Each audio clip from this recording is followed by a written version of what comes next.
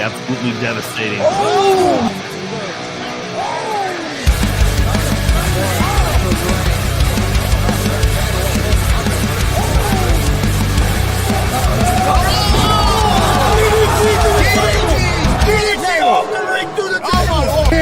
This is Joey Owens' show. They've been trying to get me on this broadcast forever, and this is the worst damn podcast I've ever been on.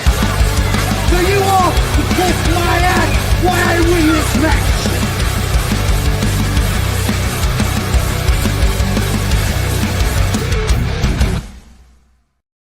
Well, well, well. What do we have here? It is I, Christopher Bob Steele, the winner of GWR's first ever promo battle.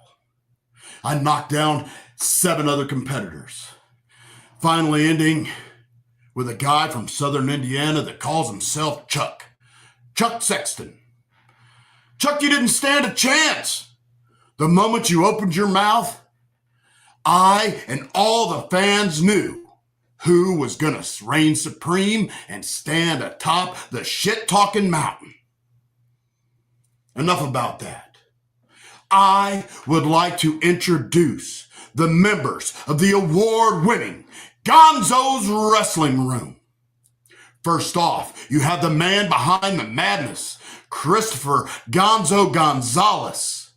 His papa, the man who made Gonzo, Tony Gonzalez. The man who's been to more pro wrestling shows in the state of Indiana than you ever dreamed of. Marcus, the Mastermind Fine, and his beautiful wife, Kelly, oh, so fine. So be sure, wait, there's another guy?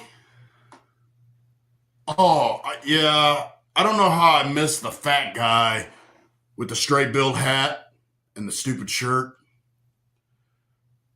The guy who says the ratings draw, fat boy Warren Misery. Yeah, he's part of the show.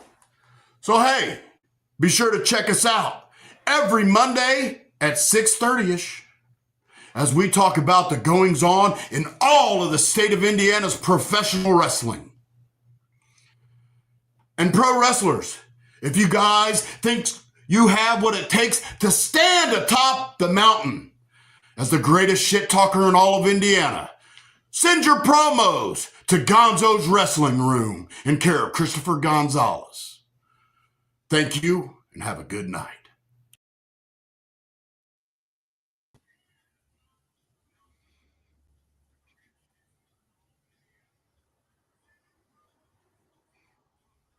How's everybody doing out there? I thought maybe he was going to bring another guy in, but not yet. Okay.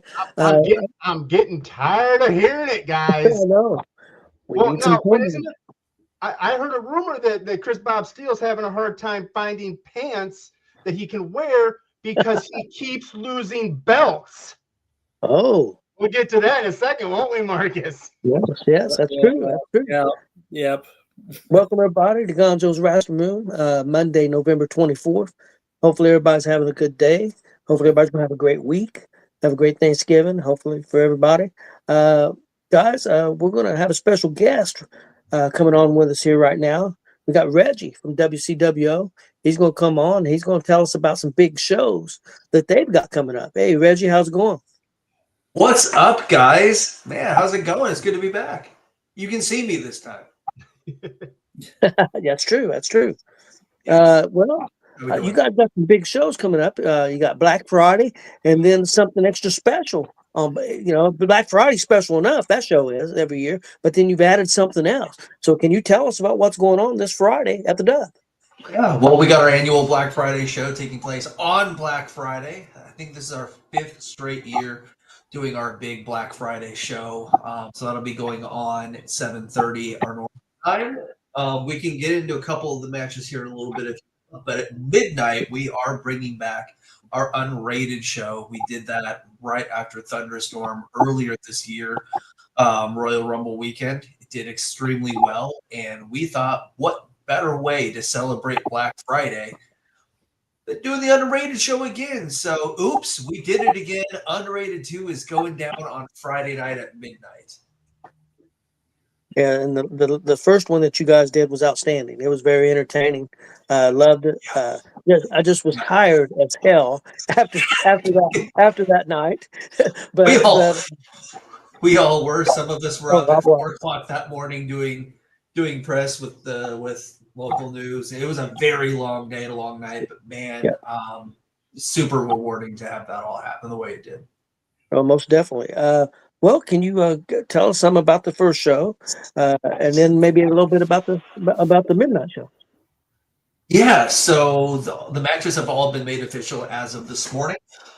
We've got our Outlaw Championship on the line. Brody Bodkins confronted David Light last Friday night, so David Light will be defending that title against Brody Bodkins on Friday. We've got our Territorial Championship.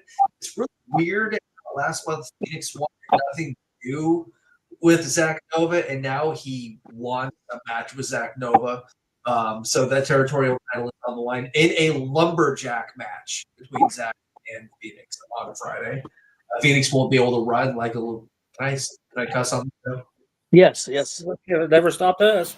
October. So, and then Gunslinger title on the line. Mark Magnus will be getting a shot at War Ready Malenko on Friday night for the Gunslinger title. I think a lot of fans are going to be really excited to see Mark Magnus finally getting that championship opportunity. Anyone who's been following his journey, it's been one hell of a journey to see somebody, from the local homeless camp like Mark Magnus getting a shot at climbing up the ladder.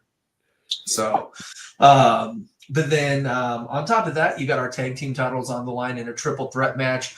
Rampage, Slaughterhouse, Two Loud Strays. The first fall is going to be an elimination match. Then once it's down to 2 teams, it will become a tornado tag team match. Yeah. So That's the way to do it. That sounds great. I mean, it's been a violent, physical, hard to control program to begin with. So what better way than just have absolute anarchy and chaos? Jordan James versus Cameron Saturn. It's kind of a feud that's been underlying for a few months, but it's been there for a while. Cameron Saturn is tired of Jordan James cheating to win, so we're literally going to call it a fair and square match. Taped in the middle of the ring in the form of a square. You have to pin your opponent in the middle of the ring to win that match. Oh, That works in Jordan James's favor. Fairness, all Jordan James's advantage in that match. that sounds very interesting. That sounds like so far. That sounds Where'd like you guys go? show. Uh-oh. There you are. We didn't go nowhere, dude. Yeah, That's weird.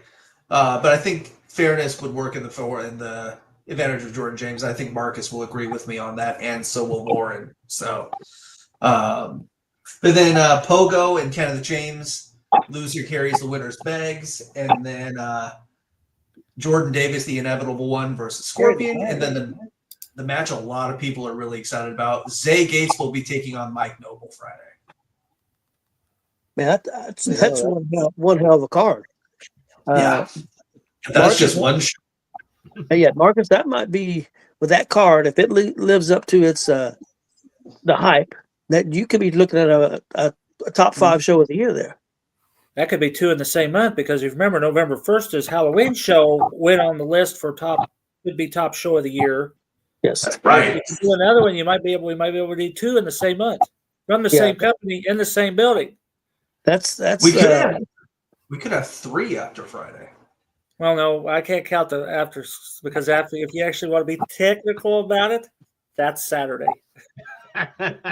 Okay, fine, Marcus. Well, every show I've been on should be in the running for top show of the year. We'll just call it. So.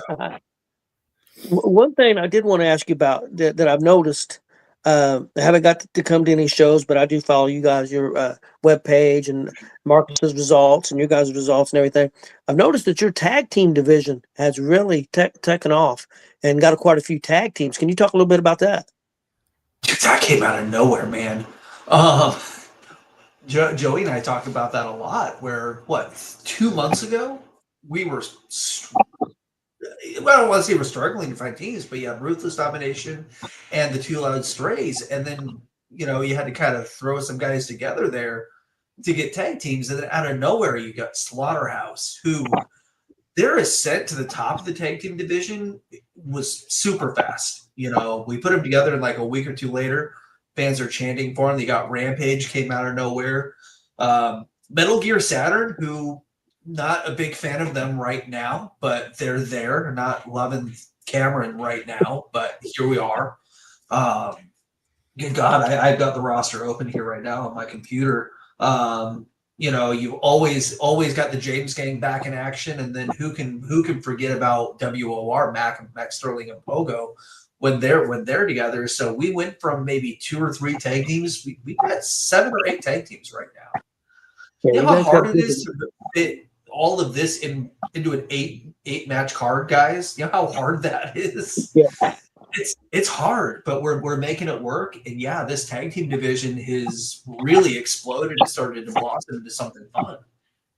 Let me ask Marcus this question because he goes to all these shows. I would have to say that it's definitely got to be one of the strongest tag team divisions. Oh yeah, out there. it is. I don't know that many tag teams going. No, I don't either. So you guys have done a really good job. I can remember TJ discussing about the tag teams. I may have been back at the one of the expos at the. Heck, I'm having a brain fart, guys. One of the events that we went to. Oh God! One of the 8 conventions that we do every year. You got PopCon, Comic-Con, Comic Convention, Black Expo. Might have been PopCon, or no, it was the other one. It was the first one where he was talking about the tag team division, and you guys build it up. So you guys have done a fantastic job on that, no doubt about it. I appreciate it.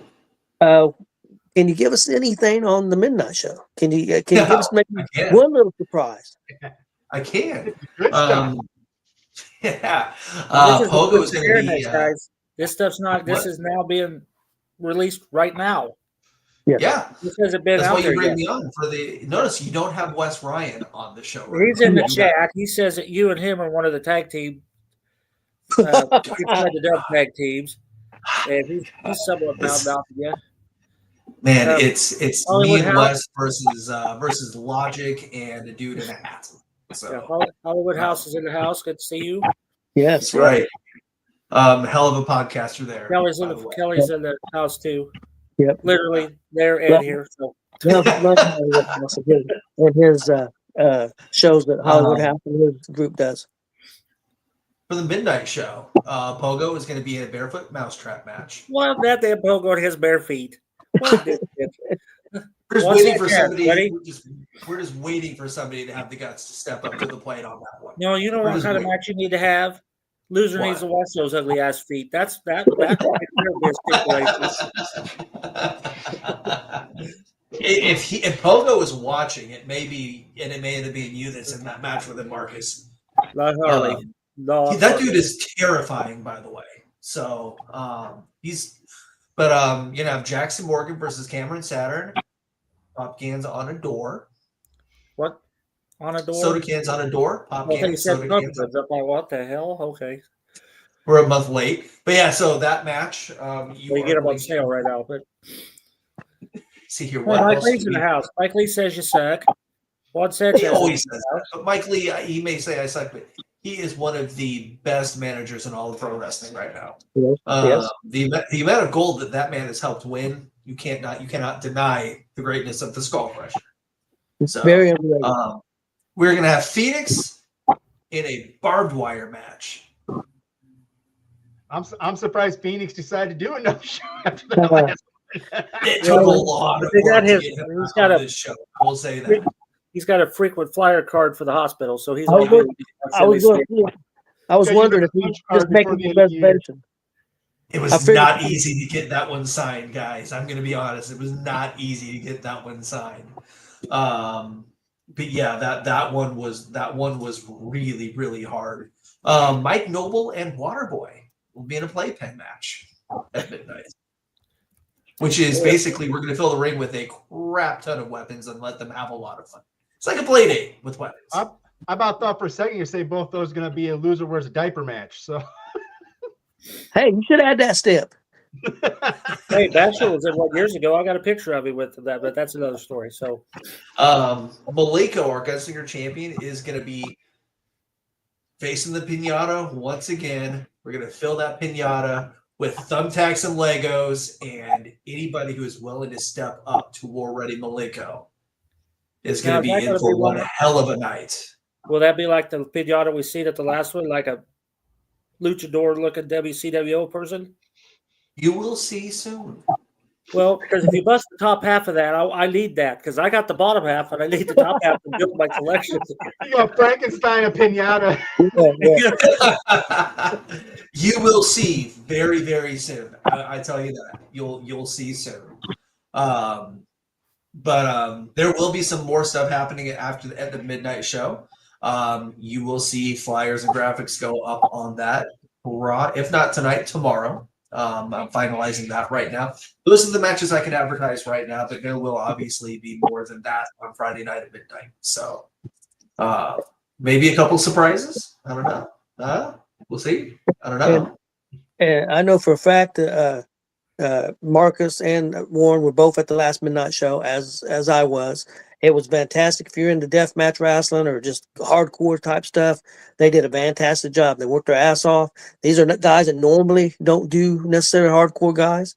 They don't wrestle hardcore every Friday night or every Saturday, every weekend. But these guys did a hell of a job. A couple of them landed in the ER, but maybe making reservations for Saturday morning. I will say this about the hardcore show, which we did let everybody who asked know earlier this year for the first one. It is not a family-friendly event. Obviously, families are welcome, children are welcome. We just don't pay parents. Use your discretion because it's not going to be your typical WCWO show. It is not. There's a reason why we call it unrated, and it's at midnight because it is not family-friendly. You're there's not going to be anything out of line, but it is not your typical squeaky clean, family friendly environment or show. Anybody who was at the first one knows exactly what I'm talking about. Yes, and if you're wanting to go to either one of these shows, I would get there early. They're probably going to sell out. Would be my guess. They will sell out. They will sell out. So you want to get there early. WCWO always knocks it out of the park. It's going to be a great 2 shows that night. It's going to be a great event. So definitely check it out. Can you give okay? Go ahead, Warren. I think you say for the unrated show, you could definitely rate it PV for pure violence. Yes. And if we're lucky, use that one, Reggie. Use it. I'm giving it to you. Use that one, buddy. And maybe if we're lucky, maybe my co-GM won't make it out of the show, and I'll be the only GM left at the dub after Friday night, huh? Yeah. Okay. I know Marcus is on board with that. No comment. Again, I believe that your doors open for the first show at 6:30, correct? Yep. And the show bell time at 7:30. Do you know what time you guys will open the doors for the midnight show? 11:30. 11:30. Okay. That way everybody knows. Stay posted. I'm just waiting for the final word on it, but stay posted for a special. I want to say a potential special deal as far as. Okay, because that's what I said. I've had a few people contact me wanting to know if you are doing combos if they were to go to both shows. So, okay. Well, that sounds great. I have the info. I just want to double check and make sure I have it correct before I put it out there in the universe. Because we don't need any more people having a reason to say I suck. We want it to be legit, not because I got something wrong. So, well, guys, do you guys have any questions for Reggie before we let him get out of here? I don't believe so. Beef up your security. Yep. Yeah, it's gonna be a fun night, guys. I appreciate you having me on. Hopefully you guys are able to get out there Friday and check out at least one of the 2 shows, if not both. It's gonna be a great night. It's gonna be a lot of fun, and hopefully we can deliver on everything you guys are hoping for. Oh, I have no doubt. You guys always deliver. You guys do a fantastic job. You guys been knocking it out of the park. Again, if you're not familiar with WCWO, these are guys that do probably 100 shows a year. Just not in their building. They travel all over the place. They do pop cons. They do all kinds of cons and do all kinds of stuff. So fair shows. They do every little bit of everything, and they not always knock it out of the park. I can't give them enough praise. In my opinion, the best promotion in Indiana, even though there are a lot of great promotions in Indiana. Hey, we appreciate you coming on, Reggie. Yeah. You could have said it better. Thanks, guys. I appreciate it. We'll see you Friday. Yep. Okay, Mr. Marcus. You ready for your Marcus Fine Independent Wrestling Report? I'm ready. Let's Okay, do I it. got, as always, several things to cover. First off, I do need to do a shout out. There's a guy down in Kentucky named Mr. Kenny Cummings. He hit his 100th show over the weekend. So All right. I knew he was going to do it a few months ago when I asked him his number, and his was like 6 over mine. And I knew he was going to hit 100, and he did this past weekend. So shout out to Kenny Cummings, 100. That's pretty good. Yes. So he's in the 100 club. Fantastic. Good guy. Okay, we'll do prayers first. Of course, please continue to pray for Todd Wiley. The memorial show is this weekend. I will cover that before we go off air. Okay. The Chris Wiley Memorial Show on Sunday.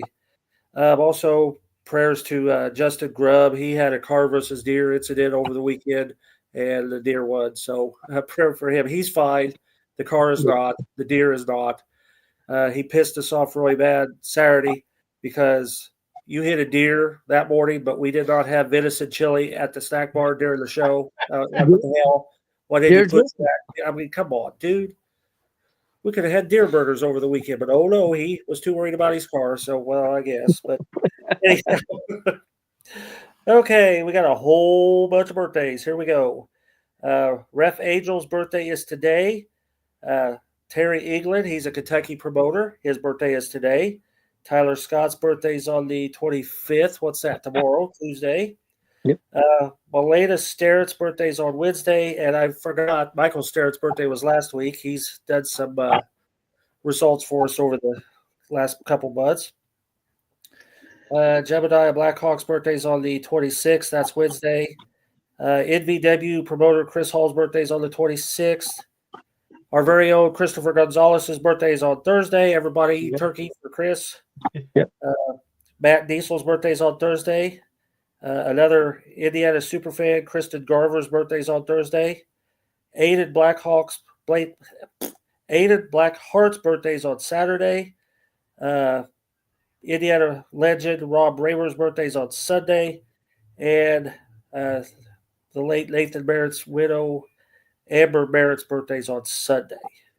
So happy birthday to everyone. If we missed you, happy birthday. I hope you have a good week. Now, I'm already big. No shirt this week. I will have a shirt spotlight next week. It did not come in yet. But today we're going to do a book. Whoa! Yes. I don't know if you can see this. Anyhow, this is called Blood and Bedlam in the Glass City, the hottest unknown territory of the 80s. When Dick the Bruiser got done running in Indy, Dr. Jerry Graham moved the promotion, the WWA, to Toledo, Ohio. That's what this book is about. Calypso Gypsy in this book, Bobo Brazil, Moose Trollock, Bruiser. This was written by Phil Monahan. I think he's the guy. He's the promoter that runs that CIW up north that Maliko and Andre Stray work for. I've gotten about halfway through it. This is a very good book. So contact Bobo Jr., Deborah, Phil Monahan. They can all tell you how to get a hold of this. So very good book so far. So not too many books you see for local, and this is local. So yes, most definitely. Okay. Got some results here. I will do the shows that I was not at first. I want to thank Steve Butler and Wes Ryan. Steve Butler was in the house at WCWO at the Outlaw Arena on Friday, and then Wes always sends them to me too. So thank you to both guys for this. Friday night, Outlaw Arena, WCWO. Zay Gates pinned Oso Pierce. Pogo with Freak pinned Billy Palmer.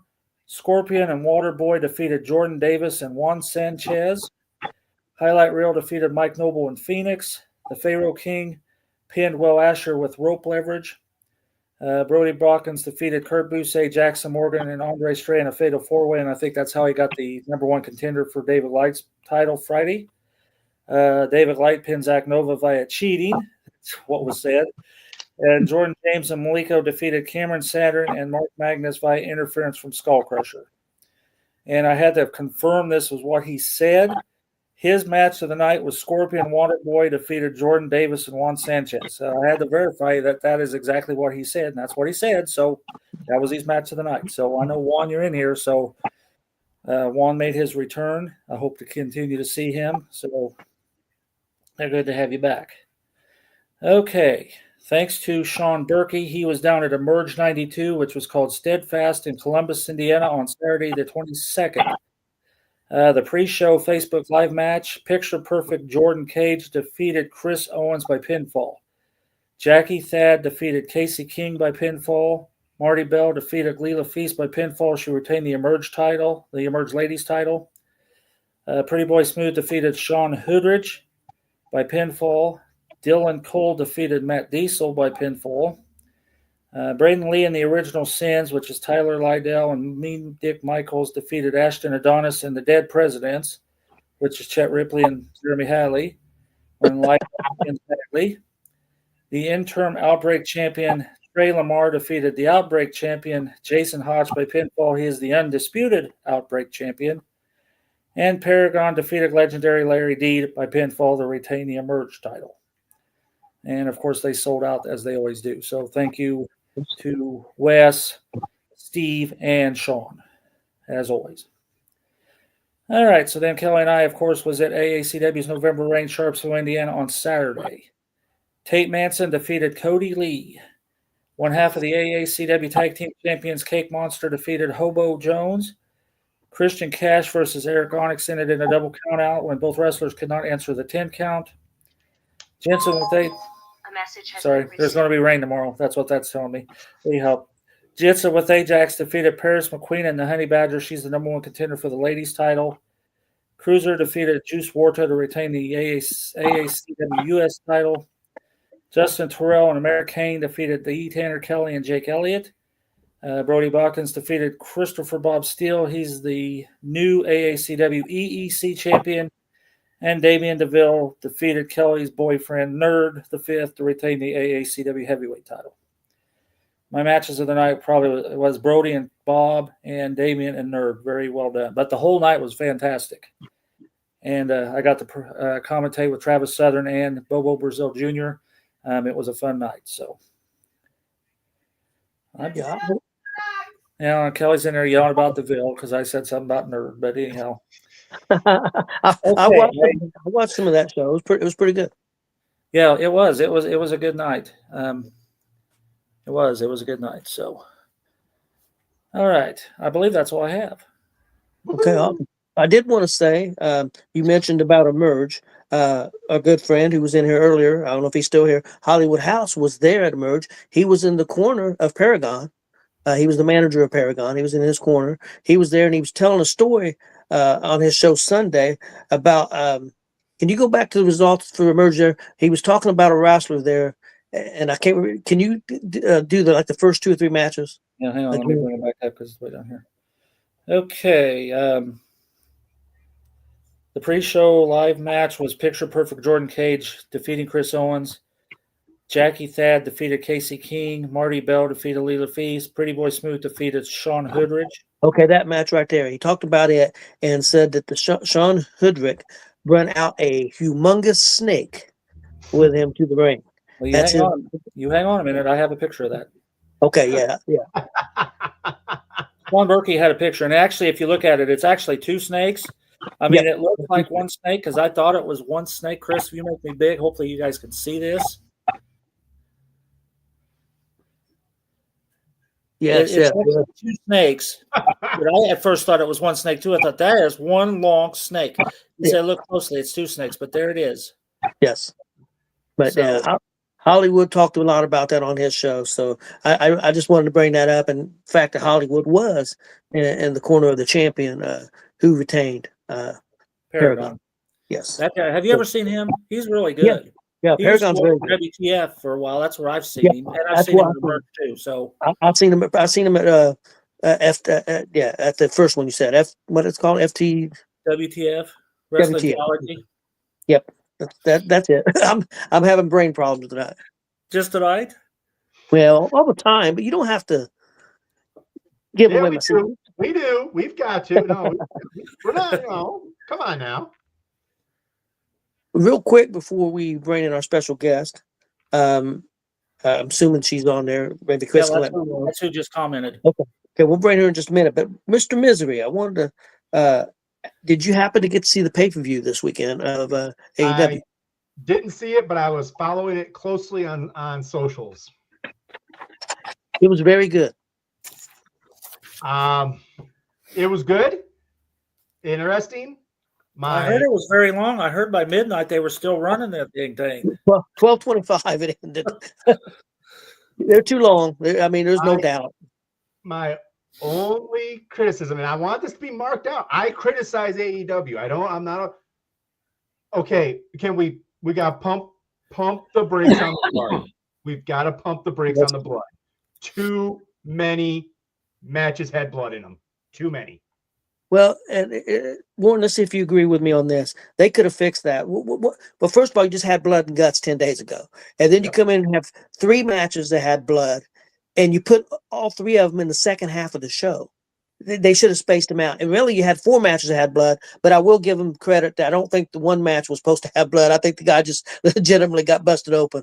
Josh Alexander got busted open. I don't think that was planned. I think the mistake was you didn't need blood for Moxley's match. That should have just been a submission match. And if they you didn't need it for the cage match. Yeah, you did. I believe you needed it for the cage. I don't think every cage match needs to have blood, though. I think. Well, the reason I say because they use that cage. They use that cage to bust each other open. So I didn't have a problem with that. If you would have just had 2 matches with the blood, with the no disqualification that you had with Briscoe and Protostar. Briscoe, and him. I think that would have been good enough. But they are relying too much on the blood, but I think the reason is because they popped a decent rating with blood and guts. But you can't depend on that. No, you can't depend on that because you're gonna drive away those families. The ones there's gonna be parents who are like, I don't want my kids to see constant crimson masks. Well, and that's what Bully, I listened to Busted Open Day, and that's what Bully was trying to explain to Dave LaGreca, and LaGreca wasn't getting. He said you can't depend on that. They have to get they got it first of all, and he said he don't think Tony Khan cares. And Dave LaGreca's attitude was, well, I loved it, and it's what I like. F everybody else, they don't like it, don't watch. But the problem with that is if you continue to lose people watching the show, you may have to, especially if if they sell, if that company sells, you may have trouble finding another company. So I mean, I don't want it to go away. I want AEW. I like AEW. It's not my favorite. Yeah. Everybody knows that, but I watch it every week, and I like it. And also, it's good for the industry. We need AEW. AEW is very important to wrestling because it's more places that wrestlers can wrestle. Also, get them paid more money.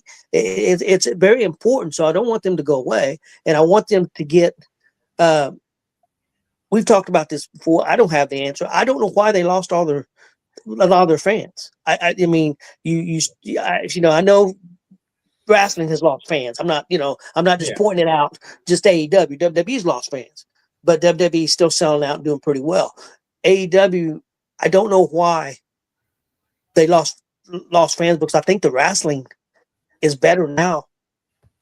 The wrestling is, I think that they're suffering from a severe top dog, like that guy that you don't have a Roman Reigns, you don't have a Seth Rollins, a CM Punk. You don't. That was the closest thing they had when Punk was there. When Punk was there, like him or not, when he was there, he was a draw for them. He really was. I mean, like him or not, or whoever's fault it was, I'm not talking about any of that. Yeah. CM Punk was a draw for AEW. There's no disputing that.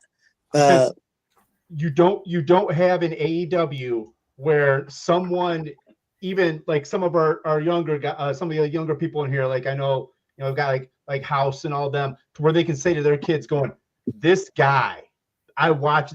You don't have those where dads can say to their sons that watch this guy, because a lot of them were, for lack of a better term, unknown commodities.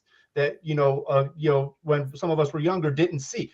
I only knew about Kenny Omega through Bullet Club in New Japan. I didn't know anything about Omega in Mexico, and things like that. So you don't have those guys that are going to draw in just name alone, name alone to bring them in. And I think that's where the fan base was slipping, is you had all those people. It was a new shiny object. Let's all go check it out. Okay, the wrestling's good, but I don't know this guy. I have no reason to feel behind this guy. I don't know this girl. I don't this female wrestler.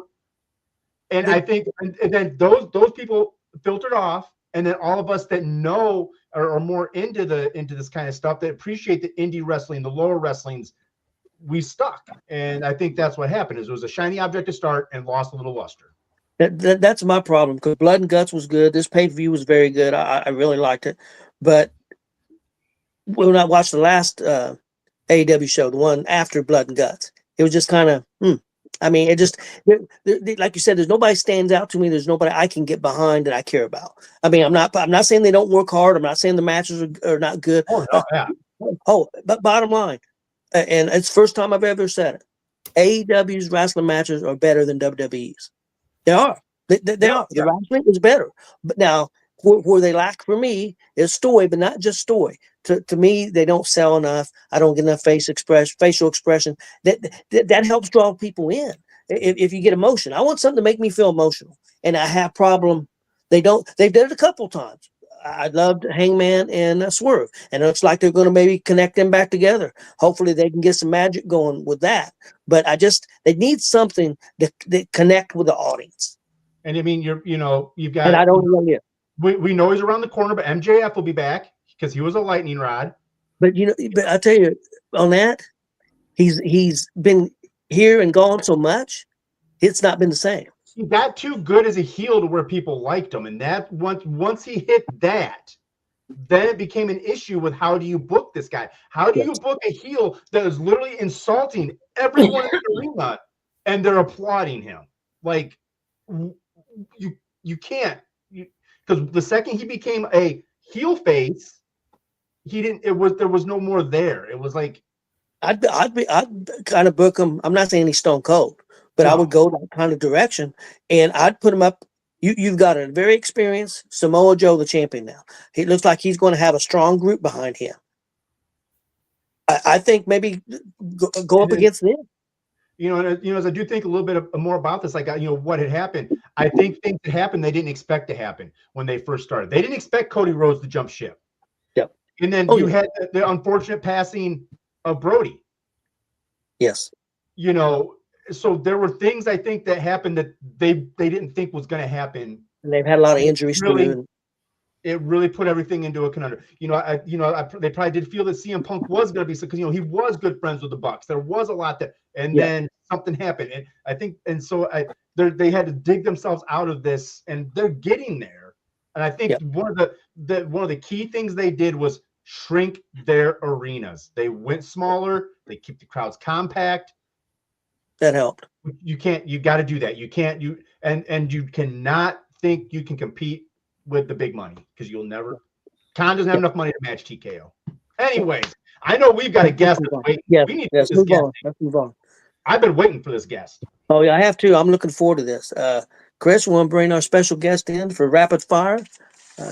Calamity Jayne. Definitely looking forward to this. Heard a lot about her. Awesome. Thank you, gentlemen. Thanks for having me on. Yeah, to let you know how this works. Normally, my son Chris, he's just doing protection tonight because he's a little under the weather. He would be doing questions too, but he's not going to be here tonight. But it'll be Marcus will go first, Warren will go second, and I will go third. And we'll you got plenty of time to answer. I mean, with the questions, we'll rapid fire, but the answers you don't have to. Just and we'll do it for about 25, 30 minutes. And so hopefully you'll have a good time, and everybody will enjoy everything that we're going to do here. Chris I'll do my best, but I'm real long-winded, so I'll do my best. Okay. Chris is under the weather. I'm happy to see Marcus. Like, Yes. he was one of the very first independent wrestling match that I went to after years and years and years after being out of the game.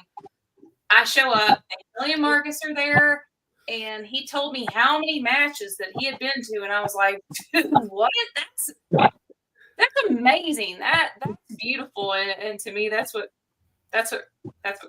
wrestling is. And who's your favorite super fan, Kelly or Marcus? Look, you answered the wrong way. I know I'm gonna be held accountable, and y'all are gonna string me up by my ankles, but I just love y'all both. I know that's a cop-out answer, but Okay. We've had a few of those. Kelly's well ahead of Marcus. Sorry, very well ahead. yeah, she's very well ahead. I haven't hit double digits. He says, "Hey," he was like, "Hey, my lady, she's up here. I'm right behind her." That's a confident man right there, y'all. So Okay. shout out to Kelly. We love you. Yes. Okay, Marcus, let's get things going. Well, again, thank you. It took us a while to get this pulled off, but here we are. Yep. So, okay, my first question, as always, when did you first become interested in pro wrestling?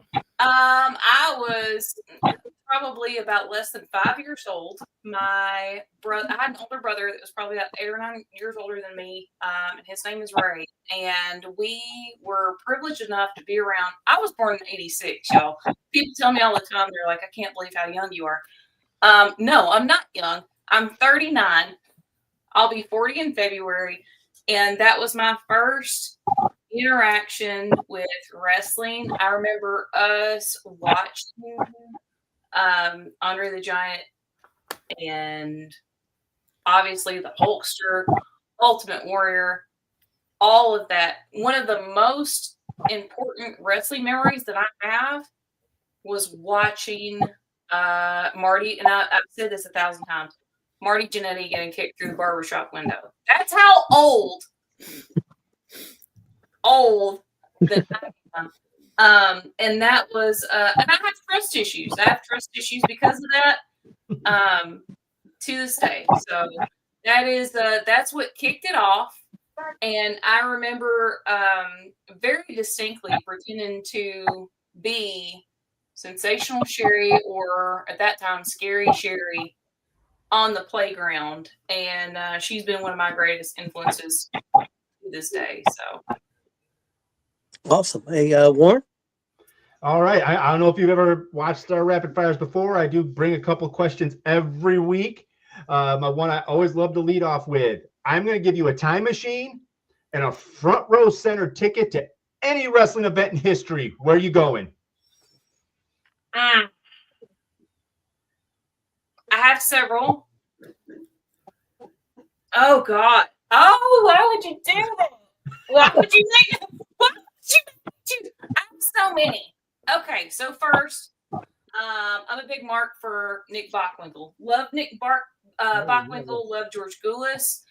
Andy Kaufman and Jerry the King Lawler would be at the absolute top of my list. I cannot tell you how much, as a comic manager, that Andy Kaufman has influenced me. And then, of course, probably, I think it was SummerSlam, where in the 90s, where Medusa and Volcano faced off. If I could be front row center at that, 1,000% huge Volcano mark. Dump Matsumoto.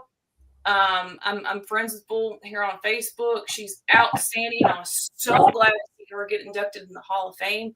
That would be one. I mean, I know you said to pick one, but obviously Savage and Steamboat, WrestleMania 3 would probably be at the top, and then maybe Hart versus Austin. Oh gosh, what an awful, that's a terrible question. That's an awful. You know what? I want to say though, until this moment, I completely forgot about Kaufman and Lawler.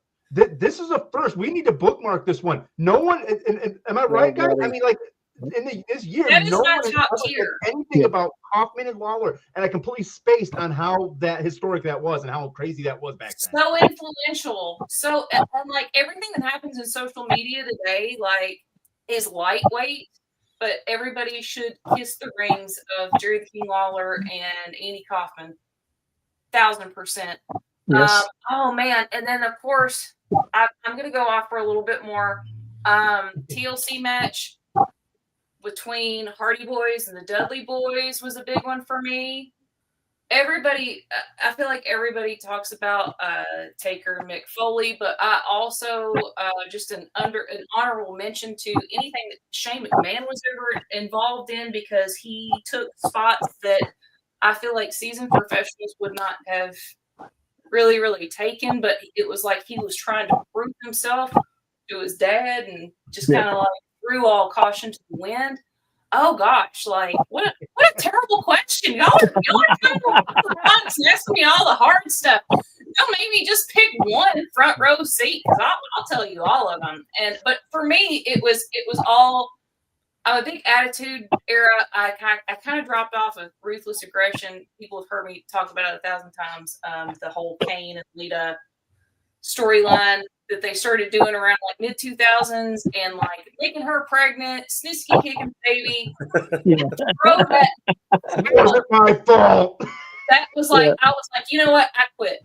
That was my I quit match. I hate it. I'm never gonna watch wrestling again. And then about 20 years later, I came back to it, and I was like, you know what? I love wrestling, and here I am. So. Okay. My first question is your inspiration for your wrestling persona or character. So I just want to set the record straight, and I'll be completely honest. I do not have enough skin in the game to call myself a wrestler. And there's so many people that I love and I admire that have been doing it for years that are fantastic. And I'm not one of those people. I have been behind the scenes, or I have been in a complimentary role for several years now. And I did a little itty bitty, like 2 backyard matches. Jim Cornette would say outlaw must show bullshit matches. Sorry for the language, but that is the truth. Like, I would absolutely rate those as that, because I got out of high school in 2004, way back then, 2004, and I did like 2 like backyard matches, and they weren't licensed, and the cops showed up. And that was the end of my illustrious wrestling career at barely 18. So, and then 20 years later, after I get out of a difficult marriage, everybody's like, oh, I've done theater. I'm actually a classically trained musician. And I'll probably come back to that at some point. But I did all of this cool stuff. And then I came back and kind of circled back, and everybody's like, oh, you should come back to the theater, come audition, we've got parts for you. And do not get me wrong, I absolutely love theater, I love Broadway, but there wasn't anything in my local area that I was crazy about. And I was like, you know what, if I am not going to really like reap a huge paycheck, which a lot of the independent wrestlers can relate to this. If I'm not going to reap a huge paycheck, I'm not going to get any exposure. There's nothing going to become of this. Like, and I'm going to put my time, because your time is an investment. Your time is money. When it came down to being in a local theater production show, or going back and doing like little bit parts and like B movies and stuff, my thought process on that was, you know what? At least wrestling's fun. At least wrestling is honest. At least wrestling is a challenge, and I have something to learn from all of that. So that really inspired me to go to it was a Triple Crown Wrestling / Ultimate Championship Wrestling show. Shout out to Brandon Wilson and Terry England. Huge fans of theirs. And they're mentors of mine, and I showed up at a show, and they set me right next to Johnny Lee from the Nice Candy podcast, and Andy was there. Incredible card that night, and it took off. And this was, I think, in January 2 or 3 years ago. And I even set up, and I was like, hey, Royal Rumble's coming up. I don't know if you guys do pay-per-views or PLEs, but I'd love to be a part of it. Let's get together. Let's do business. Let's work magic. And I've been a part of their team ever since. But prior to that, probably a year or 2 prior to that, I was already working and doing articles for Pro Wrestling World. And I came on board, and the rest is history. So I've tried to learn literally everything that I can in between then and now. Okay, Marcus. I was at that show. That's the show she's talking about. We had Johnny Lee on. He actually was your replacement when you couldn't make it last month. So, okay, you answered my question. Sorry. Yep. You're good. You're good. I'll ask one of Chris's because you went ahead and asked how you got started. Best piece of advice and worst piece of advice you have been given. Ooh, oh man, what a good question. Best piece of advice and worst piece of advice. Oh man, I wasn't ready for that one. All right. So the best piece of advice is that I need to work on my strikes. Thank you, international wrestling community, for that one. Very, very adamant in the comment section about that, and I don't mind that at all because to me that's constructive if you say it in the right way. The worst advice that I have given, I really haven't been given any bad advice. I will say this. I would say that advice that is given to somebody else on your behalf, aka not bringing it to the person directly, I think that's the worst kind of advice. And I look down on anybody that is not direct and that can't have a decent and a constructive conversation with you directly. If they're already in the business, I look down on that. And it's not, look, here's the thing. I've got my big girl panties on, and there's nothing that is ever said to me that I have not, how terrible it is or not. There's nothing that has been said to me ever at any point in history that I have not said to myself in the mirror in the morning and getting up and starting my day. I don't embarrass. I've had people, and of course, over at Pro Wrestling World, we have over 400,000 followers, and that's fantastic. Like, and I love that. I love being part of that community. Shout out to Pro Wrestling World. So thankful for that. But I've never at any point been ungrateful for any of that. However, I will say this, that if you are a veteran and you are making passive aggressive posts on Facebook that are seemingly directed at nobody, and you can't name me directly, you are a coward. You are a yellow-bellied coward, and my inbox is open anytime. And I have had any amount of people come to me and be like, hey, you need to work on this. Hey, you need to work on that. Guys, I've got maybe 2 or 3 legitimate hitting the gym, drills, trainings under my belt. At no point have I ever called myself a wrestler. I am a manager and I am a wrestling personality first and foremost. So let me just put that out there. But when I say this, somebody asked, who's your biggest influence in wrestling? Sensational Sherry, top of the list. If we're going wrestling and managing, Sensational Sherry, mic drop, I'll walk off right now. She's somebody that doesn't get she doesn't get her dues. Bull Nakano, Paul Heyman, Sean Waltman is somebody that is that was 6, that was 1, 2, 3 kid, that was X-Pac. Tremendous influence, because for me, the time that I got into wrestling to the time that, well, even now, somebody that influenced me was somebody that was willing to do the work hard, and be different than the norm. So I just kind of wanted to, I don't know. I have lots of opinions. We need to do this again. I know it's supposed to be rapid fire, but I will snatch that mic from you and never give it back. I'm so sorry. You're fine. Warren? I mean, yeah, I myself also being a manager and a GM of a promotion, One of the things I always find challenging, I like to think I'm able to meet that challenge, but is the fan interaction to get the what I want. What do you find that challenging too, and how do you come about that to do your thing? Oh man, fan interaction, whether face, which is extremely rare, have done it.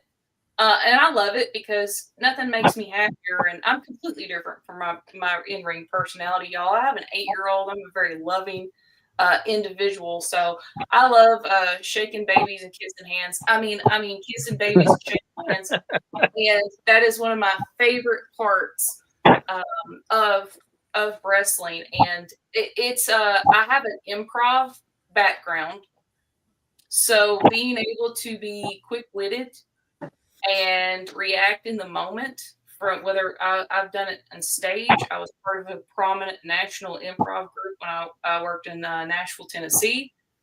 That is, man, that's part of the joy.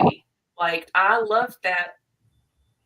That to me, that's the joy. And it has to be individualized. Like, you can't just have like a script and walk out there, because you never know what somebody's going to say to you. But you also don't want to cross that line. There are lines that do not need to be crossed, and some people really like to push those boundaries nowadays, especially. And I'm a pretty personally very modest individual, and there are just some things that you don't do and that you don't say. And it just seems like there's this comeuppance attitude, especially when it comes to heels. Like, oh, well, you said this. Well, I'm going to say this. I'm going to take it to the next level. And there's just some stuff that you just don't do. So but that's never, personally, me, crowd work, that's never been a challenge, whether heel or face. I think that's a joy of what we do. So yeah, I found out earlier this year when I was out doing my spiel and running down the crowd, I had used the term window lickers. And after I was done, I went back behind the curtain, and one of the guys like, dude, it was a great promo, but don't use that. I'm like, don't say that.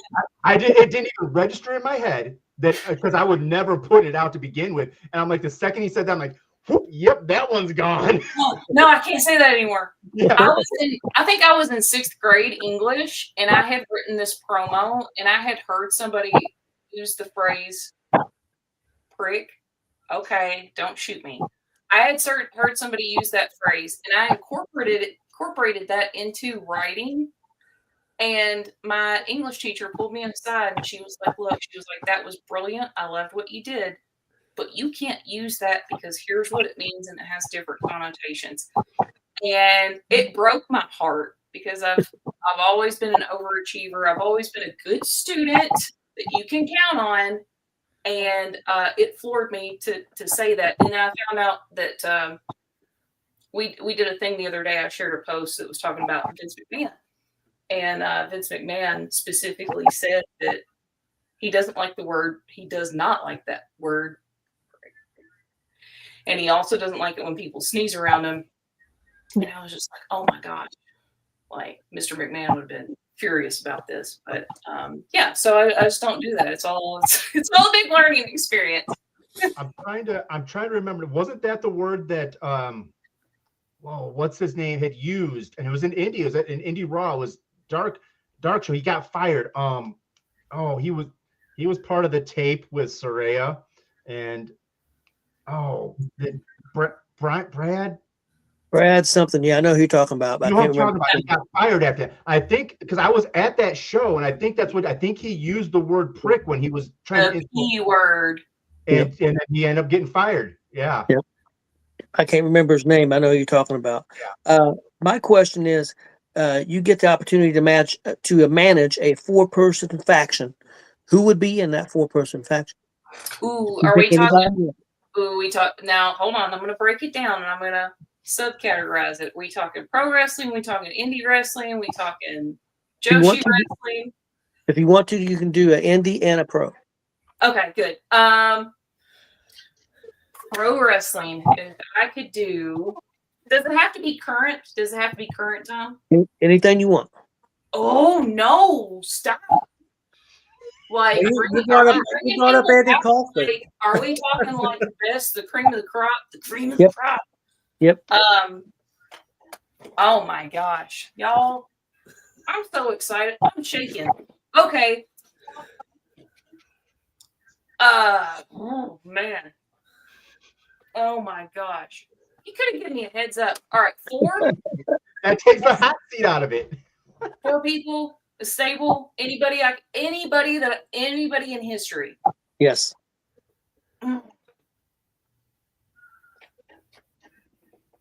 Jesus.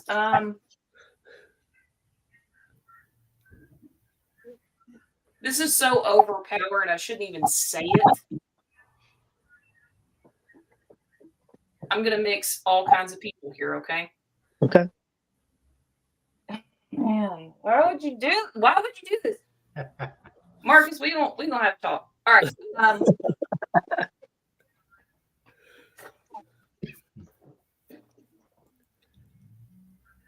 Bruiser Brody, Harley Race, Andy Kaufman is a manager, and then I would probably have somebody like X-Pac or some high flyer like Psychosis or somebody that was really heavy in like WCW cruiserweight, and they would be the undefeatables. But they would never book that because it wouldn't be realistic for them to get beat. I love so many different. There's so many.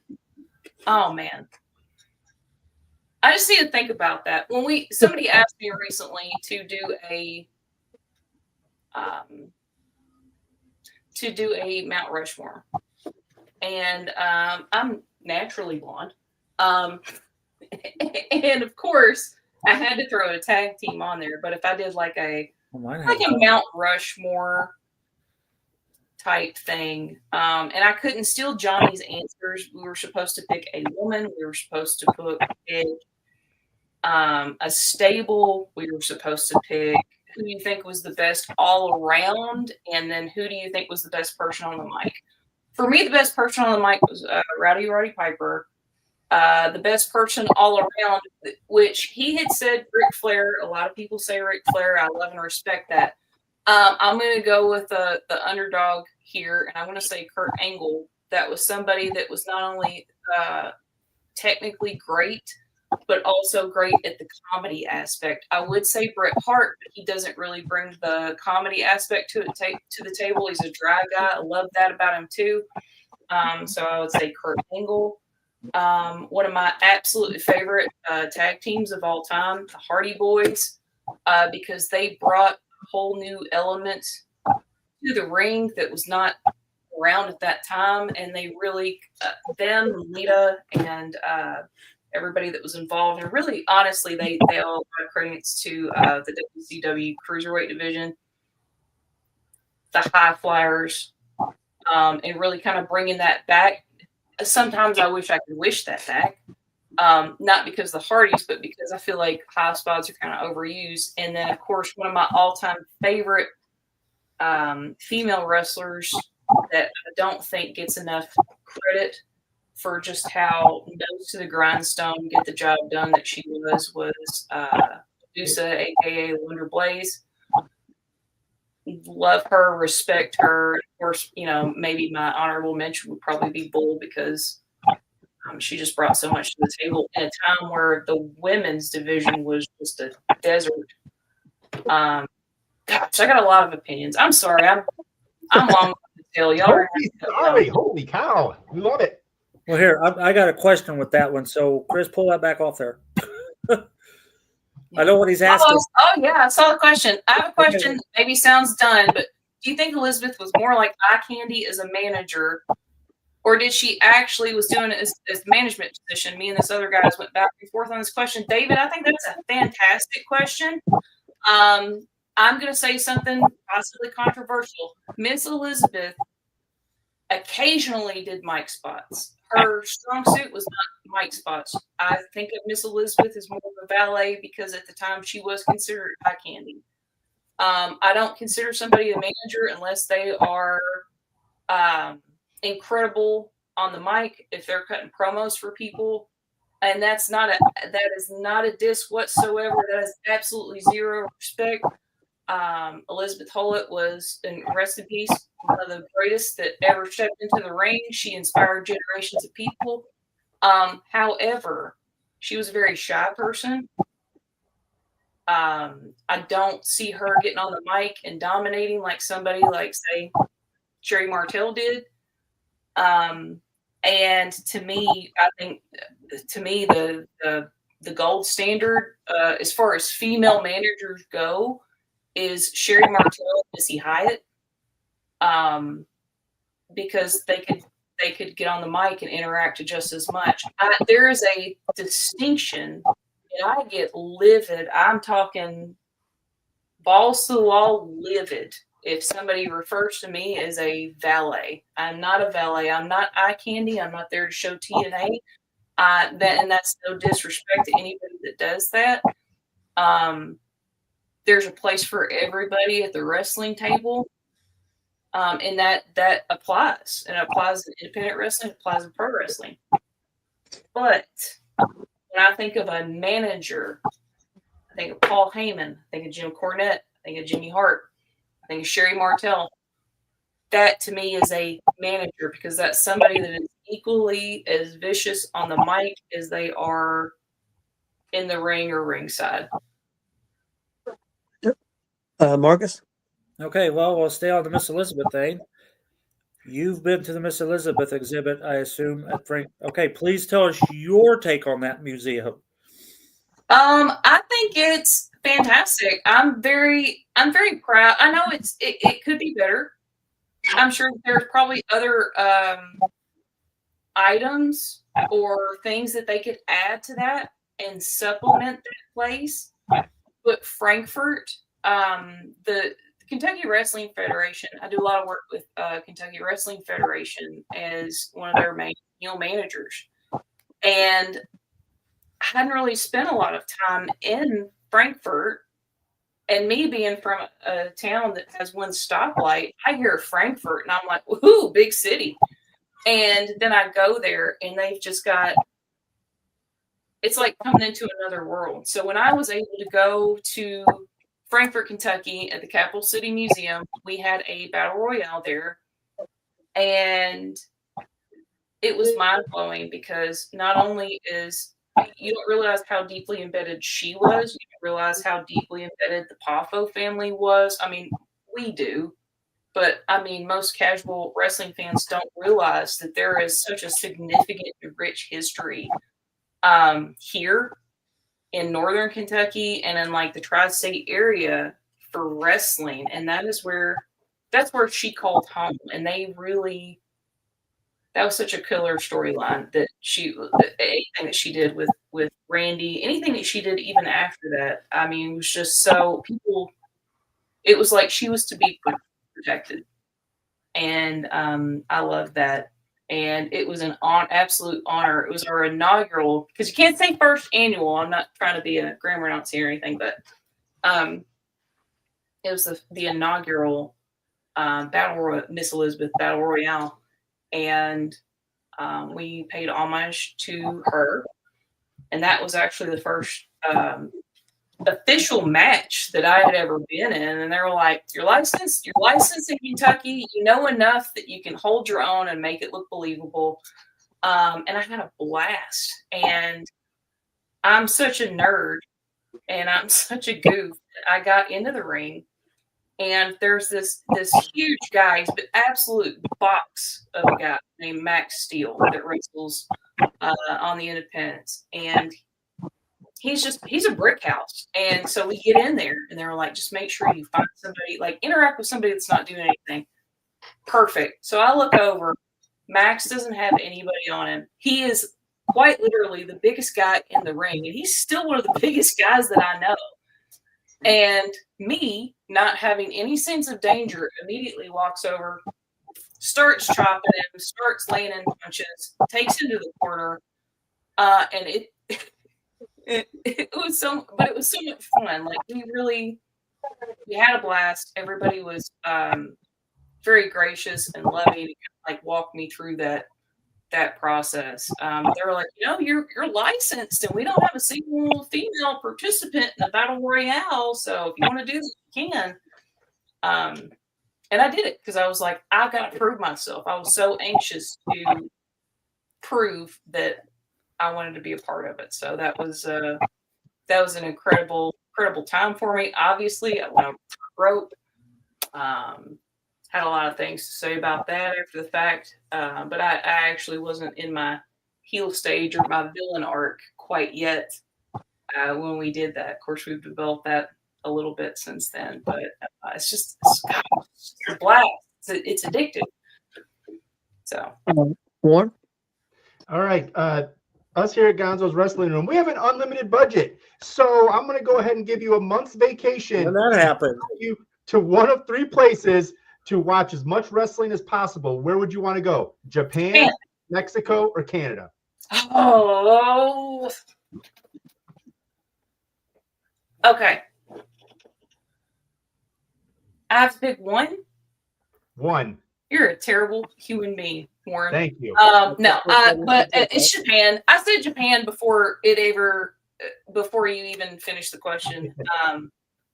I would go and just watch New Japan Pro Wrestling and Marigold stuff that they've got going on there. That is absolutely insane. When I think of Japan wrestling, I think of Matsumoto. I think of Antonio Inoki. I think of it's so rich. And when I think that says a lot about the Japanese wrestling scene, when so many American wrestlers are like, I would just love to just go and put my time in across the sea and just go and visit Japan. And there are so many people that are doing great work, and they are 1,000%. But my runner up would probably be Mexico, just because of the lucha scene, and there are so many respected.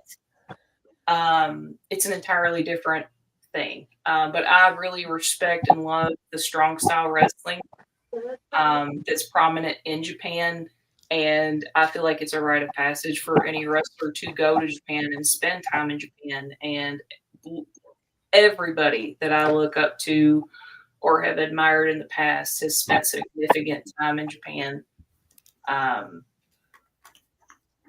Yeah, and as a huge Medusa mark, like that's where she kind of brought herself up. So, and of course, name drop Bull Nakano again, but Dump Matsumoto, Yokota. I mean, it all. What a loaded question. You are an awful, awful person.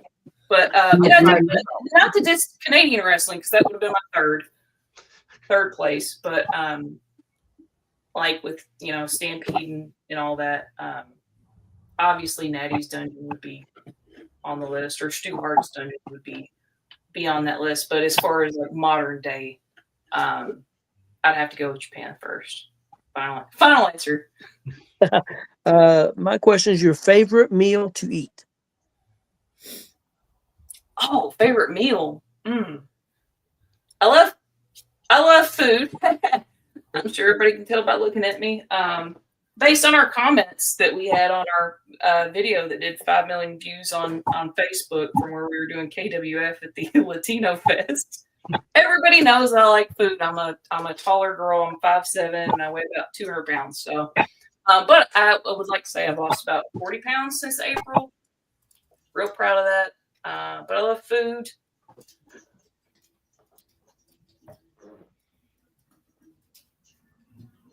Man, okay. If I had to pick one food, like if I was on a desert island, I was gonna like eat that for the rest of my life. It would just be ice cold watermelon. Ice cold watermelon, that would be fine. Runner up would probably be something like, I don't know, chicken and dumplings, like something that's at home, or beans. Just soup beans, man. Soup beans, pepper sauce, cornbread. I'm thinking of it more from a last meal perspective. And then, of course, absolutely, there's nothing in the world and you guys can probably relate to this, there's absolutely nothing in the world that could beat when the concessions, when you're going to an independent show, and when they make that announcement that they have either reduced the price of or they are offering them for free, hot dogs. The post, nothing hits like a post-show glizzy. Okay, Marcus, this is going to be the final question, but I am going to give you a bonus one. So you get two. Get a bonus Okay. one. You can have a bonus one. Have you worked for OVW? Have you been doing stuff with OVW? Me? Yes. No, I just I'm just kind of in like Flint. I just know people. Okay, well then tell us about your podcasting. I haven't worked directly with OVW. I will drop this factoid before I get into my podcast stuff. Fun fact about Calamity Jayne is even before I got into the wrestling stuff, when I was doing more acting stuff, I did a very, very independent comedy that has not been released anywhere. I just want to say, by the way, it's not been released anywhere, but it was trash. We tried to go through, we tried to do like post editing with some of the sound. Apparently some of the sound was messed up, so we never released it. But I was a girlfriend in an independent comedy movie, and I got to work with the legend Al Snow. And he played the absent father of the main character. And I got to interact with him. So if you go on my page, I probably need to like post him or pin him again. I actually got to work with Al Snow just very briefly. But I have photographic evidence that happened. But I've got a lot of friends that work at OVW that are super well respected or that I've interviewed.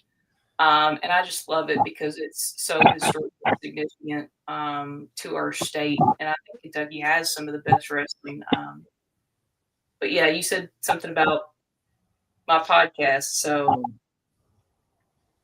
oh wait, hold on. Somebody said Lucky P 4580. I think I know who that is.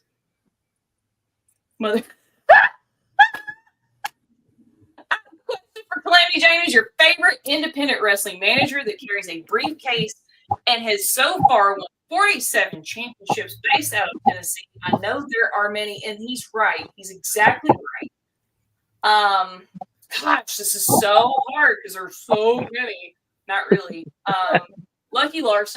Larson, you rascal, coming over here and commandeering my interview. How dare you? No, talking about somebody that I look up to on a serious note. Somebody that I look up to tremendously, that is a absolute phenom as far as a manager goes. The very first show that I ever did coming back, I was like, oh, I'm going to work as a heel, right? Well, then Tennessee Championship Wrestling in Tennessee, they asked me to come in, and they were like, well, we already have a heel manager, but we kind of want you to counter him, which people have mixed feelings about people being face managers. Oh, there's no place for face managers. You don't do that. You just do a heel. Blah, blah, blah. But we blew the roof off of that place that night, and I credit a lot of that to Lucky. We worked against each other. Me as a face manager for these gentlemen that were doing kind of a bit of a hillbilly gig. Came out. We did Cotton Eye Joe. We did the Do-Si-Do. Crowd loved it. The crowd and the fans were super receptive and fantastic. And I think you mentioned Sean Hoodrich earlier, and that has the snakes. I kind of have a little bit of a funny segue about that. Of course, this is the first professional show that I'd worked ever, really. And I go backstage, and things are kind of like winding down a little bit. And then I noticed that he had set like a big sack on the ground. And like I didn't know Sean. I didn't really know everybody's shtick yet. And I look over and I was like, well, that's rude. Like, why would you leave clothes there? Like, like, that's not very nice. Like, somebody could trip over that.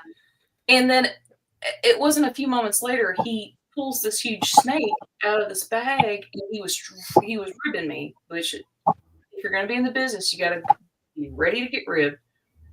And he pulls a snake out. I'm not scared of snakes, so that didn't have the desired effect. But and then I was like, oh, well, it's just a snake.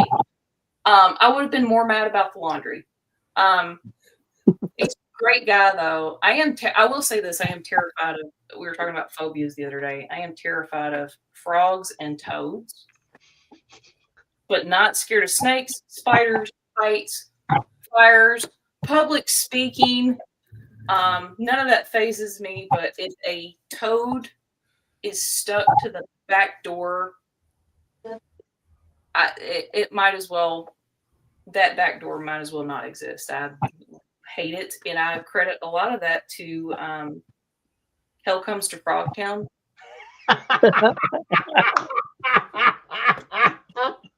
And for the longest time, people have asked me, they're like, did you go through something traumatic with frogs that makes you feel that way?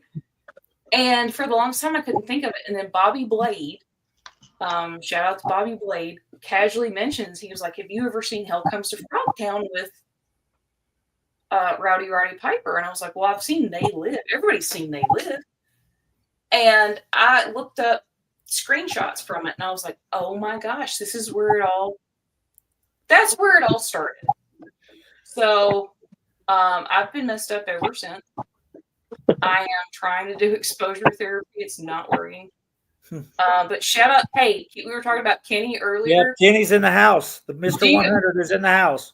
Kenny's the man. Everybody in the business gets lit up when if they see Kenny in the crowd. And I think Johnny from the podcast, I think he even said that Kenny is like he's the Kentucky green shirt guy.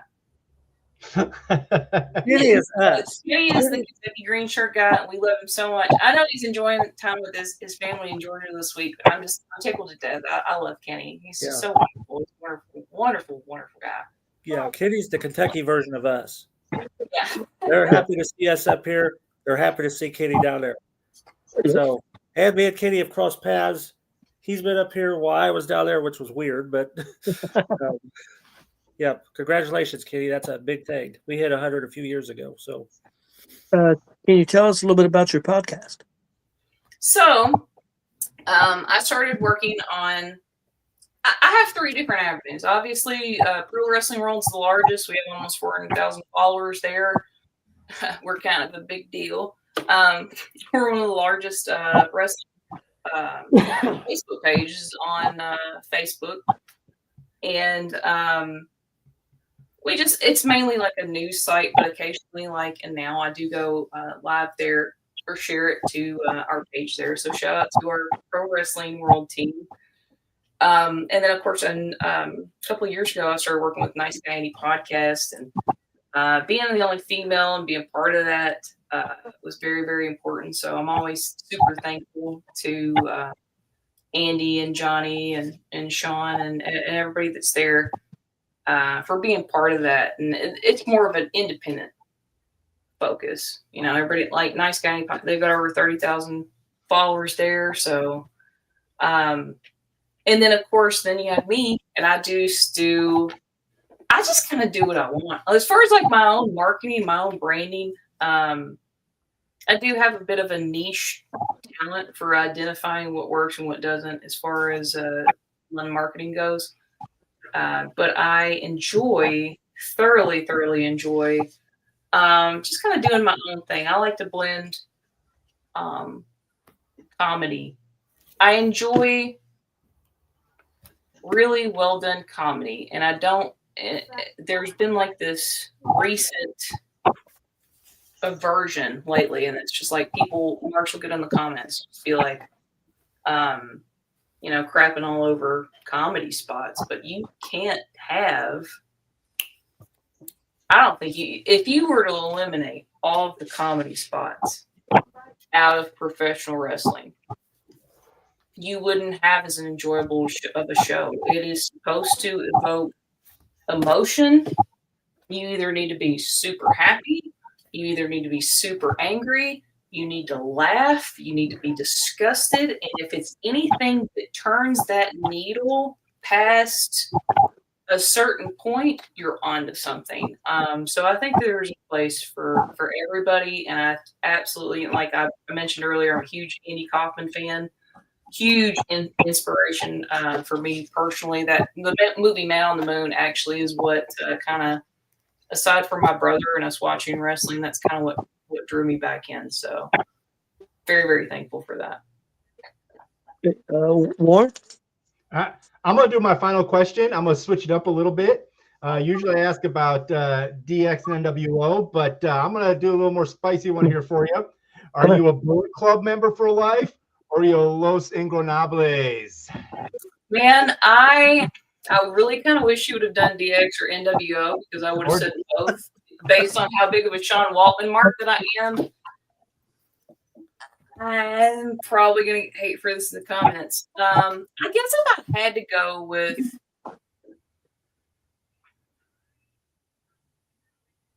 man, I mean, everybody knows Bullet Club, right? So is me being somebody that does like social media work, social media marketing, probably gonna go with Bullet Club. I just don't know. I'm gonna play the fifth. I don't know enough about either of them, or I haven't seen anything. I know that there are notable members of both, but I would be hesitant to acknowledge that they're really like just super on my radar. I will say this though, controversial, take it or leave it. I know everybody's just eat up with NWO. I love them too. However, if we're talking about influence on moving forward in the new generation of wrestling and attitude era, for me, it is DX, hands down.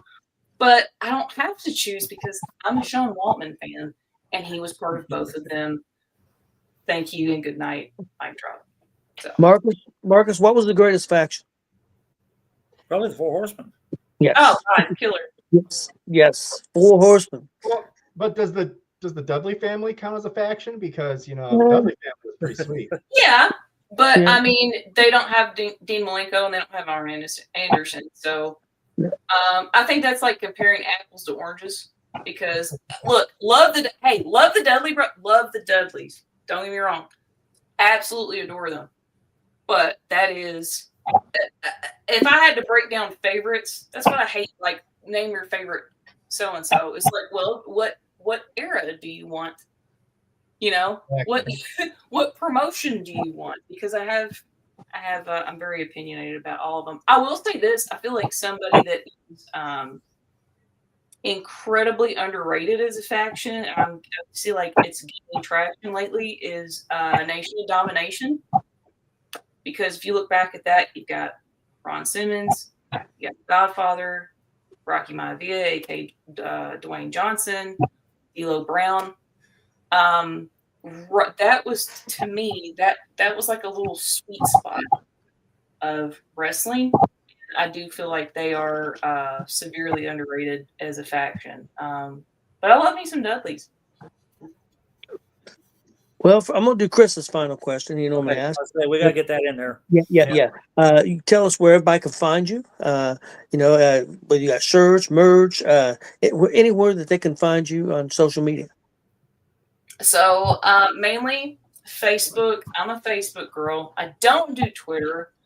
I don't have an Instagram. I don't care about Instagram as much. Maybe I should. Maybe I'm too old and I just need to like get with the times. Don't have a Twitter. Don't have a Snapchat or an OnlyFans. Don't ask. Rude. Some of us are modest. And hey, like I've said, like that's also not, like we were talking earlier, like that's not the TNA thing, like that's not my bag. No disrespect, but I've got an 8-year-old daughter, and I remember what it was like to be 8 and it's incredibly important to have solid, non-suggestive female representation in wrestling and managing behind the scenes in wrestling. And that is incredibly, incredibly important to me. So, but basically here on Facebook, I'm going to be starting YouTube here before too long. You can catch me over the Nice Guy Andy podcast occasionally. Pro Wrestling World, please, like them and follow them if you're not already. I probably don't need to promote that because it's like, we've got, we're kind of a big deal, but if I could promote, millions, yeah, I'm kind of a big deal, baby. I'm sorry, I'm a big Conan fan too. Go to Kentucky. If I could promote anybody, go to Kentucky Wrestling Federation. They're based out of Frankfurt. We are building something awesome there. We are trying to do something unique and not offer the same cards that everybody throughout the state is doing. And then second to that, there's a new upstart that is kind of like more along my area, and it's United Pro Wrestling. So give them a follow. United Pro Wrestling, fantastic. They are bringing people from other cards throughout the state, kind of blending them together in a way that I've not seen before. I did some ring announcing for them probably about 2 Fridays ago, and we did a Toys for Tots event, and it was just fantastic. Fantastic people, great folks, and highly enjoyable. So, I'll tell you what, thank you for being on. We greatly appreciate it. Fantastic. Go ahead. I want to throw the hat in the ring right now. We need to have her on again. I mean, I I don't think agree. we've scratched the surface of all the stuff we could talk with you about. I agree. oh my God. You mean to tell me I didn't crap on the business? Because that's what they say in the comments section on some of these videos. I crapped on the business. I don't know what I'm doing. No, I'm going to throw my hat in the ring to bring you back for another round. We can have. Oh, because I play ball. Like people were like, "Oh, she can't." This is the most infuriating thing. Somebody said that I had tried to come in through the business through the back door, which has multiple meanings. Don't Google it. But basically, with me being a female coming into the business, it was very, very important for me to assert myself and just prove that I don't know anybody in the business. I don't have family in the business. I don't have, my family is they're not even wrestling fans. It's kind of like going rogue. So I really and truly and thoroughly enjoy this and being a part of it. I love the writing. I love booking. I love being a part of it as a manager, working as a heel. And very, very opinionated, but I just love it. I will say this, my weakness is that I don't know anything about really the ruthless aggression area, because I had kind of, what killed me as a wrestling fan, and I didn't come back for like 20 years, was when they did the whole Lita and Kane getting pregnant together storyline. Yeah. Everybody has a thing in wrestling, and they're just like, let's not talk about it. And that, for me, like, I was like, you see people in the comments all the time, they're like, I'm not watching wrestling again. That was me during that story. When Snitsky punted the baby, I was out. I was done. That was it for me. So I actually have to Google a lot of stuff as far as the ruthless aggression era is, to the point that my introduction and my really enjoying John Cena was when he worked as Ricky Snake here lately before he did this last run. And that's embarrassing to say, because how he's done so much for the business, and how do you just like John Cena because he was Ricky Sadeki? But as a comedian, I have to respect that and love that. So that was a big deal. Again, thank you for coming on. Like, we'll have you on again sometime. Real quick, I just wanted to jump on and say this has been one of my favorite rapid fire guests that we've had so far. Oh, I agree. I agree 100%. You hear that, international wrestling community? I'm going to use that as a direct quote, and I'm going to plaster that across pictures of my face with a 5-star rating. From here on out, you have unleashed the beast, sir. Well, again, we appreciate you coming on. Hopefully you have a great night. We'll definitely reach out again and have you on again sometime. Tony, thank you so much. Marcus, thank you so much. Warren, it was awesome meeting you guys. Thank you so much. What they're doing here is fantastic. And before I leave, I just want to say that, man, I love wrestling so much. I think there's enough room for everybody to eat at the table. Yep. I know there's wrestling's probably one of the most toxic fan bases ever. But I think that we're extremely blessed. And I think that people don't realize, I mean, I'd rather have what we have now than calling in with my parents' credit card to a 1-800 number and paying $60 for a pay-per-view. But maybe that's just me. Yep. And we are blessed because anything that we want to know or learn about, we can look up. And if you're within an hour of an independent wrestling promotion, go check those folks out because that's what's important. That's the future. And we're building the future right now. So. All right. Well, you have a good night. All right. Thanks, gentlemen. Thanks for having me on. Marcus? I thought that went well. Yeah, I've got to cover some, so Chris, don't block me off here yet. Okay. Won't you go ahead and do that? Okay. The Chris Wiley Memorial Show is Sunday at the Dub. Doors at 5, bell at 5:30. Front row seats 15. The rest of them are 12. Kelly's made an Afghan. There will be other raffles.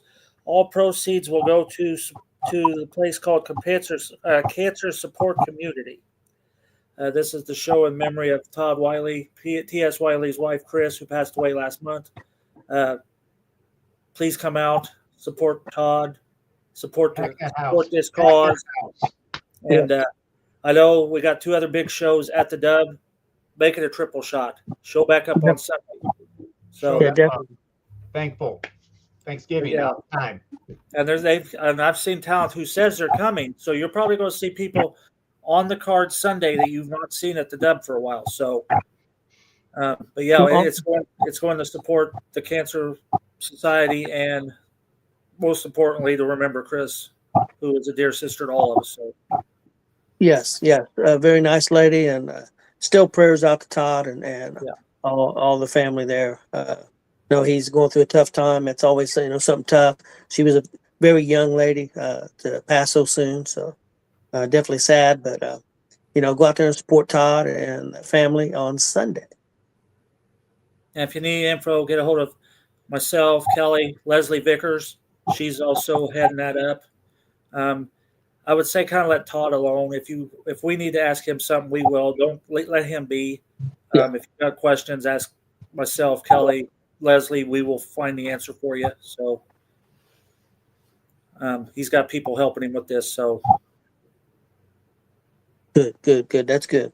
Well, guys, we'll get out of here. We know show on Thursday, Face or Heel for Thanksgiving, Chris's birthday. I can't say what I said on the other show what he'll be doing on his birthday. I think I got banned, so Chris knows what I'm talking about. I stunned them guys on that show. Wouldn't stun you guys, but I stunned them, so I'm not going to repeat that. But anyway, everybody have a great Thanksgiving. Have a great weekend. Check out some independent wrestling, and everybody hopefully have a great holiday. Go Lions!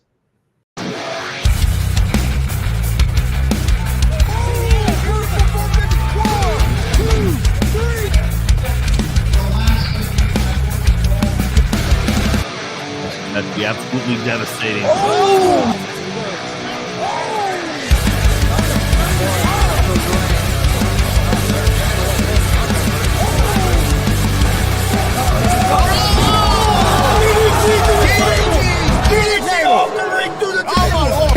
This is Joey Owens' show. They've been trying to get me on this broadcast forever, and this is the worst damn broadcast I've ever been on. So you all can kiss my ass while I win.